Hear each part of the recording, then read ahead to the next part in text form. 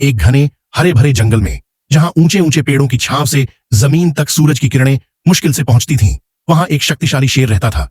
वह जंगल का निस्संदेह राजा था, बलवान, ताकतवर और सभी जीवों द्वारा भयभीत। उसकी दहाड़ घाटियों में गूंजती थी और उसकी मौजूदगी मात्र से सन्नाटा छा जाता था। एक दिन जब वह एक जंगली जानवर का पीछा कर रहा था, तो वह झाड़ियों के बीच छिपे एक गहरे गड्ढे में गिर गया। गड्ढे के तल पर तेज पत्थरों ने उसके पैर को बुरी तरह घायल कर दिया। उसने बाहर निकलने की कोशिश की, लेकिन नाकाम रहा। दिन बीतते गए। भूख और दर्द से शेर कमजोर होता गया। उसकी दहाड़ अब कराह में बदल गई थी, लेकिन कोई जानवर उसकी मदद करने की हिम्मत नहीं कर रहा था। सब डरे हुए थे, सिवाय एक के। एक छोटा सा खरगोश जो पास ही अपने बिल में शांति से रहता था, शेर की कराह सुनकर परेशान हो गया।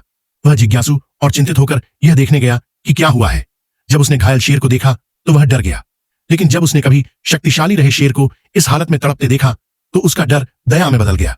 अपने छोटे से आकार के बावजूद खरगोश ने शेर की मदद करने की ठान ली।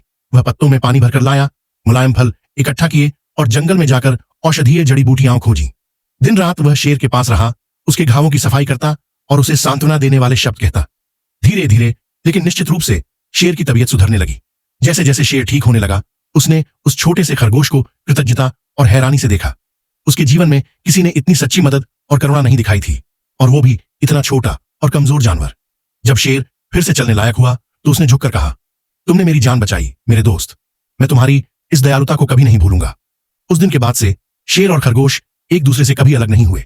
जहां शेर जाता वहां खरगोश साथ होता, और जहां खरगोश उछलता वहां शेर उसकी रक्षा के लिए तैयार रहता। जंगल के जानवर जो कभी शेर से डरते थे, अब उसमें एक नई छवि देखने लगे, एक दयालु, समझदार और विनम्र राजा। उनकी कहानी पूरे जंगल में फैल गई और सभी के लिए एक सीख बन गई।